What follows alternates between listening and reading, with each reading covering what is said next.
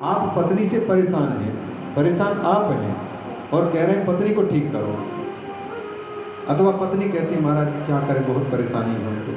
बोले किस लिए? वो पति देव बहुत बिगड़ चुका है। तो बिगड़ा है तो फिर उसकी दवाई उसको देना है, तुमको देना है। उनको सुधरने की आवश्यकता है, दवाई तुम मांग रही हो और बिगड़ा वो है तो उनको ठीक करना पड़ेगा। तुमको अगर परेशानी है तो तुमको ठीक करने के लिए दवाई दी जा सकती है। दवाई हमको खानी पड़ी है, बेटे बहू घर के सदस्यों के कारण परेशानी हमको हो रही है तो गड़बड़ी हम में है, वो तो केवल निमित्त मात्र बने पड़े हुए हैं। कोई किसी को सुख दुख नहीं दे पाता है, यह हमारे किए हुए कर्म ही किसी ना किसी के माध्यम से हमको अनुभव में आते हैं। बेटे बेटियां हो सकता है किसी जन्म में हमसे वो परेशान रहे, इस कारण से ब्याज सहित अब उनके कारण हमको परेशानी झेलनी पड़ेगी। और अगर हमारे कारण यहाँ परेशान है वो तो किसी दिन फिर उनके कारण हमको परेशानी होगी। काहू न को सुख दुख कर दाता, निजकृत कर्म भोग सब भ्राता। कोई किसी को दुख सुख देता नहीं है।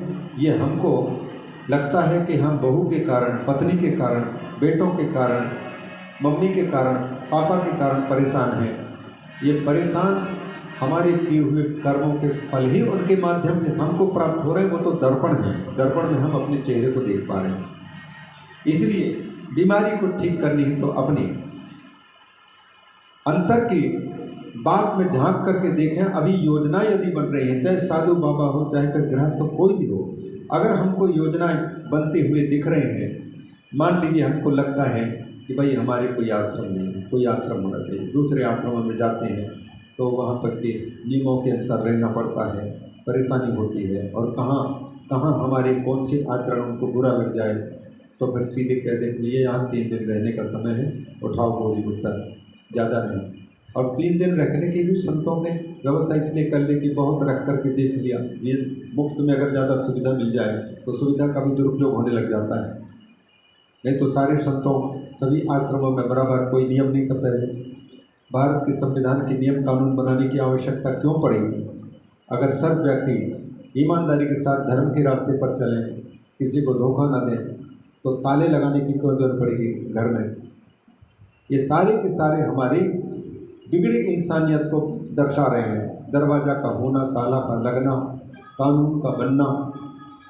नहीं तो धर्म शासित अगर है तो सच्चा है, फिर कानून की आवश्यकता नहीं पड़ेगी जब स्वयं ईमानदारी के साथ चल रहा हो। तो सारी बिगड़ाहट जो अंदर की है पहले देखें। अगर हमें लगता है कि आश्रम बनाना है तो ये योजना बन रही है, हमें मकान बनाना है क्योंकि आगे की ज़िंदगी अभी तक तो ठीक है, जवानी है, कहीं भी कोई भी रख लेगा, काम कर लेगा सोच करके, लेकिन कल की चिंता होती कि कहाँ तक कहीं बुढ़ापे में क्या होगा, ये चिंताएं व्याप्ति है। तो ये जो हम जो सोच रहे हैं कि हम बूढ़े होंगे और बुढ़ापे में आराम से रहेंगे, सुख सुविधा के लिए हम मकान बना लें, इसका मतलब क्या हुआ? अगर अंतर झांक करके देखेंगे तो मेरा ये विश्वास है कि मैं बूढ़े होने तक जीऊँगा, ये विश्वास बना पड़ा हुआ है, तभी ये बनाने की इच्छा उत्पन्न हो रही है, तभी हम बनाने का सपना देख रहे हैं। जिस व्यक्ति को यह पता चल जाए कि पल भर का भरोसा नहीं है तो उनको इतनी लंबी योजना बनाने की आवश्यकता ही नहीं पड़ेगी। जिस व्यक्ति को 15 मिनट बाद में फांसी पर चढ़ना है, उस व्यक्ति को क्या रसगुल्ला अच्छा लगेंगे? अभी देंगे तो प्रसन्न होगा? हमारी ये भ्रांति है। ठीक है कि अभी स्वस्थ हैं तो योजना बने, लेकिन ये योजना सच होगी कि नहीं? अतः जो क्षण प्राप्त हुआ है उस क्षण में ही अपनी तैयारी पूरी कर लेनी चाहिए। अभी यदि सुखी हैं अंदर से, न किसी के प्रति कपट है, न झूठ है, न किसी के प्रति के कारण हमको कोई परेशानी है, इसका मतलब है हम ठीक जगह पर पहुँचे हुए, पीछा जो रास्ता है वो ठीक चल कर के आए हैं। और बैठते ही एकाग्र होकर के अंतर की ओर मोड़ने की कोशिश करते हैं, या भगवान को या भगवान के कथा को सुनने के बाद में सुनने के बाद वो अंतर में गूंज रहे हैं कि नहीं गूंज रहे हैं? नहीं गूंज रहे हैं तो फिर जिनका जोर है वही बातें आएंगी, वो आ रहे हैं। इसका मतलब है अभी हम खतरे से बाहर नहीं हैं। अगर भगवान का चिंतन आ रहा है या स्वयं के जो चिंतन चालू हो रहा है तो इसका मतलब है बहुत कुछ ठीक है, और हमारे कारण किसी को कोई परेशानी है कि नहीं इसका भी पता लगा लें, या हम किसी से परेशान हो रहे हैं कि नहीं। यदि हमसे किसी को घर के सदस्य को परेशानी हो रही है तो हम उनकी इच्छा के अनुरूप चल पा सकते हैं कि नहीं, वो किस प्रकार से सुखी हो सकते हैं। ये भावना से अगर हम उनके अनुरूप हो सकते हैं तो भले हमको कष्ट हो जाए पर सामने वाले को सुखी होने का अवसर देते हैं तो हमको भी सुख ही प्राप्त होगा। सुख के बीच बोएंगे तो दुख के बीच बोएंगे तो हमको दुख ही प्राप्त होगा। चित्त में यदि हमारे योजनाएं बनना बंद नहीं है अभी तो फिर हमको बहुत ही प्रयास करना पड़ेगा अभी। इसीलिए शास्त्र ये कहते हैं अथातो ब्रह्म जिज्ञासा। ये मतलब होता है कि अब ब्रह्म की जिज्ञासा करने का रास्ता, धर्म अर्थ काम इन तीनों की प्राप्ति हो गई। अब इनसे हमको कोई लेना देना नहीं, तो न तो हमको अर्थ की आवश्यकता, न धर्म की आवश्यकता, न भोग की आवश्यकता है। तब मुक्ति के रास्ते पर चलने के उसके रास्ता बनता है, जब ये तीनों पर छोड़ता है मुक्ति के रास्ते। भगवती राजराजेश्वरी माँ सती विहार से तृप्त, मतलब संसार की किसी वस्तु के प्रति अब लगाव नहीं हो गया। इसलिए पूछना चाहते हैं धन्या हम ते कृतो बहुसमा संतुष्टा हम महेशा निवृत्तम में मनस्तता। मन अब वहाँ से विहार से संसार की वस्तुओं से मेरा मन अब हट चुका है। अब क्या करें? ज्ञातुम इच्छामि देवेश परम तत्वम सुखावहम। नाथ, आप स्वयं तत्व रूप हैं, सर्वज्ञ हैं, जगत गुरु हैं। आपके अतिरिक्त मेरे अज्ञान को कोई दूर नहीं कर सकता। इसलिए आपसे मैं जानना चाहती हूँ परम तत्व सुखावहम, जो इस दुनिया में सार वस्तु कौन है, जो हमेशा हमेशा के लिए, जिसको पाने के बाद में ये रोना धोना बिल्कुल हमेशा के लिए बंद हो जाए, छूट जाए, वो चीज़ है कौन, उसको जानना चाहती हूँ। आप कृपा करके बताइए। ज्ञातुम इच्छामि देवेश परम तत्वम सुखावहम येन संसार दुखाद्वै करे जीवोन जसा हर। प्रश्न करते हैं, आप उस तत्व का परिचय दीजिए कृपा करके, जिसको जान करके, जिसको समझ करके संसार में रचा पचा और दुखी प्राणी बिल्कुल बिना प्रयास के, कम से कम प्रयास में ही अनायास वो सुखी हो जाए, वो संसार को पार कर जाए। इसके लिए कोई उपाय बताइए, सही उपाय बताइए। यत् कृत्वा विषयी जीवा सलभेत परमं पदम। जिसको सुन करके, जान करके, करके विषयी जीव, जो विषयों में फंसा हुआ है, विषय विष की भांति हैं, जो हमको पचा डालते हैं, लेकिन विषयों को से छुटकारा मिल पाना बड़ा कठिन होता है। विषयी जीव जिस प्रकार से इस संसार को पार करके और परम तत्व के, परम सुख की अवस्था को प्राप्त कर सके, वो आप कृपा करके बताइए। संसारी न भवे नाथ तत्वम पद कृपाम करो। फिर से उसको संसरण न करना पड़े, सरकना न पड़े। संसरति इति संसारा। संसार को हम कितने भी पकड़ने की कोशिश करते हैं, ये किसी की मुट्ठी में पकड़ने नहीं आया। न जाने कितने राजा हुए, इसको मुट्ठी में करने का प्रयास किया। मिट्टी, पृथ्वी को कब्जे में करने की कोशिश करने वाले स्वयं मिट गए, लेकिन मिट्टी को बस में न कर पाए, संसार को बस में नहीं। ये सरकता है निरंतर। गच्छति थी जगत संसरती थी संसार, सरकता है, सरकता है। प्रतिपल बताइए, बचपन से लेकर के, बचपन का जो चेहरा था उसमें कितना परिवर्तन हो गया, वो खिसक गया, चला गया। और इस चेहरे में, इस शरीर में प्रतिपल हमको पता ही नहीं लग रहा है, पूरा खिसकता जा रहा है, खिसकता जा रहा है। कितने भी पकड़ने की कोशिश करें, कौन व्यक्ति चाहता है कि मैं बूढ़ा होकर के मर जाऊं? हर व्यक्ति चाहता है कि हम जवान ही रहें, हमारे मस्तिष्क बिल्कुल स्वच्छ रहे, निर्मल रहे और हमेशा हमेशा के लिए काम करता रहे। हमारी इन आँखों में वही ताजगी बनी रहे जो 15-16 साल की अवस्था में चश्मा नहीं लगाना पड़ता था, बारीक अक्षरों को देख लेते थे। वो आँखों की ताकत बनी रहे, वही कानों की ताकत बनी रहे जो पहले थोड़ी सी भी आवाज़ होती थी फट से सुन लेते थे। अब तो कई बार कहना पड़ता है, बार बार पूछना पड़ता है। शरीर की शिथिलता होती जा रही है, तो ये सरक रहा है, निरंतर खिसकता जा रहा है, गच्छति निरंतर चला जा रहा है। इस संसार में जो सरक रहा है प्रवाह में, उसको फिर से सरकना ना पड़े।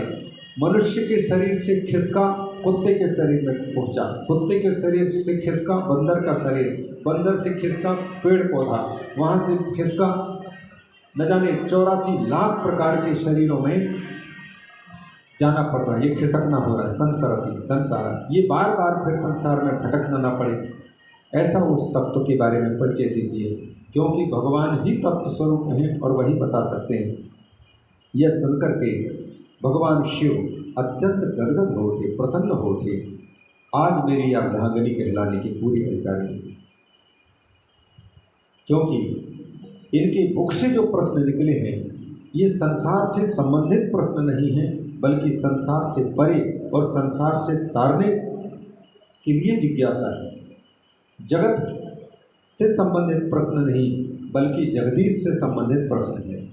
तत्व से संबंधित प्रश्न है, शरीर से संबंधित नहीं, बल्कि शरीर में जो मूल सार वस्तु है, जिस सार वस्तु के रहने के कारण शरीर की कीमत है, उसको जानने की इच्छा हो रही है। इसलिए शृणुदेवी कहते हैं कि शृणुदेवी प्रवक्ष्यामि दाक्षायणी महेश्वरी, महेश्वर की पत्नी आज तुम, दक्ष की पुत्री भी असली अर्थ में ये है, दोनों अर्थों में रहता है। एक तो दक्षनंदिनी तब कहलाती जब आखिरी समय पर जब भगवान की कथा के साथ में जब प्रेम नहीं फूटता, राम जी को नमस्कार करने पर उनका चित्त बिगड़ता है, तो दक्षनंदिनी कह करके दक्ष पिता की बुद्धि की ओर इशारा करते हैं कि तुम्हारे बाप ऐसा है तो तुम्हारी बुद्धि भी ऐसी होगी। और अच्छे कामों में भी नाम स्मरण होता है, माता के नाम पर स्मरण होता है किसी बालक का, जैसे कुंती का नाम स्मरण करके कौंतेय कहते हैं भगवान श्री कृष्ण गीता में, पार्थ माने प्रथा के पुत्र। तो यहाँ बड़े प्रेम से जब संबोधित करके गीता सुनाते हैं तो कुंती माँ की अच्छाइयों को स्मरण करते भगवान ये कहना चाहते हैं कि तुमकी सारी अच्छाइयाँ तो पर हैं। कभी कभी पांडव कहते हैं तो मतलब पांडु की अच्छाइयाँ वहाँ दिखाई देती हैं। और इन्हीं शब्दों का प्रयोग कई जगह में ये अपमानित करने के लिए भी हो जाता है। जैसे कोई व्यक्ति है, पढ़ लिख करके आया है, काशी से पढ़ करके अथवा यहाँ से जा करके दिल्ली में पढ़ाई किया मध्यमा तक और शास्त्री में प्रवेश किया वाराणसी में, और वहाँ अध्ययन कर रहा है। अच्छी तरह से अध्ययन करने के कारण गुरुजन जो कुछ पढ़ाते हैं वो तुरंत समझ जा रहा है, तुरंत उत्तर दे देता है। तो स्वाभाविक है गुरुजी पूछेंगे कि बेटा कहाँ से आए हो, कहाँ पढ़े हो। तो ये प्रश्न, ये प्रसन्नता का प्रश्न है उस विद्या की अच्छाई को प्रकट करने के लिए। और अगर गुरुजी कई बार पढ़ाए बच्चे को बिल्कुल नहीं समझ में आ रहा है, तो फिर गुरुजी पढ़ाते पढ़ाते कहते हैं कि तुम कहाँ से पढ़ के आए हो। तो ये भी तो अपमान वाली बात है कि जिन गुरुजनों ने पढ़ाया अथवा जहाँ तुम रहे हो वहाँ पढ़ाई लिखाई तुमने नहीं की है, ये भी प्रश्न होता है। दाक्षायणी कह करके दक्ष की पुत्री कहकर के संबोधित करना चाहते हैं कि इस मामले में तुम्हारा पिता दक्ष तुमको जो जन्म दिए ये उचित काम किया। और बाद में भी जब शंका कुशंका उत्पन्न होगी, राम जी की परीक्षा करेंगे, उस समय भी दाक्षायणी संबोधित करेंगे। तो लेकिन वो अपमान वाली बात है कि मतलब दक्ष की बेटी हो ना, दक्ष तो केवल कर्मकांड में रचे पचिपन रहने वाले हैं। कर्मकांड की सीमा केवल ये 14 लोगों की है, इससे ऊपर की बात वो क्या सोच सकते हैं। ये संकेत कर रहे माने मुक्ति की बात नहीं सोच सकते वो केवल कर्म करो, कर्म से फल पाओ, सुख दुख पाओ, यहीं तक उनकी बुद्धि की पहुँच है। कल परसों हमने निवेदन किया ये कर्मकांड और ज्ञान कांड के आपस में आमना सामना है। भगवान शिव का जो चरित्र है वो ज्ञान कांड की उत्कृष्टता को प्रकट करता है, और दक्ष प्रजापति का जो चरित्र है वो शिव से द्वेष करने वाला वो कर्मकांड का, क्योंकि वो क्रिया दक्षो दक्षा कृतपतिरधीश तनुभृता कर्मकांडी है। और कर्मकांड का संसार है, और व्यक्ति को चाहिए संसार से परे जाना है तो फिर शिव को पकड़ना पड़ेगा, ज्ञान को पकड़ना पड़ेगा। तो दाक्षायणी कहते हैं सुनो देवी, पर तत्व के बारे में हम बताने जा रहे हैं। परम तत्व विजाने ही विज्ञानम परमेश्वरी, श्रीमद् भागवत की और यहाँ की पंक्ति मिलती जुलती है। भागवत में भी धर्म अर्थ काम मोक्ष इन चारों के बारे में वर्णन करके जब भोग के प्रयोजन के बारे में प्रश्न उठता कि हम खाते पीते क्यों हैं, भोग भोगते क्यों हैं? तो उत्तर मिला कि जीने के लिए। तो ठीक है, ये उत्तर है, लेकिन खाने के लिए जीते हैं वो उत्तर ठीक है। भोगों का लक्ष्य ऊपर उठने के लिए, मतलब जीवन चलाने के लिए। तो जीवन चलाने के लिए तो जीवन का लक्ष्य क्या है? तो कहते हैं जीवस तत्व जिज्ञासा। जीने का लक्ष्य है तत्व को जानना, खुद को पढ़ना कि मैं किस लिए जीवन प्राप्त किया हूँ, मैं कौन हूँ, मेरा वास्तविक स्वरूप क्या है, उसको पहचानने के लिए, भगवान को पाने के लिए, मुक्ति को पाने के लिए जीवस तत्व जिज्ञासा। तो फिर तत्व क्या है जिसकी जिज्ञासा की जाए? तो कहते हैं तत्व के बारे में कहा कि तत्व वो है जिसको ज्ञानी लोग अद्वैत ज्ञान कहते हैं, ज्ञान, और जिसको ब्रह्म कहा जाता है, जिसको परमात्मा कहा जाता है, जिसको भगवान कहा जाता है। कहने वाले लोग अलग अलग हैं, अतः उनकी शब्दावली में उस एक के अनेक नाम पड़ते हैं। वदन्ति तत्तत्त्वविदस् तत्त्वं यज्ञानमद्वयम् ब्रह्मेति परमात्मेति भगवान इति शब्दयते। ज्ञानी लोग जिसको ज्ञान कहते हैं, बड़ा जटिल पड़ सकता है।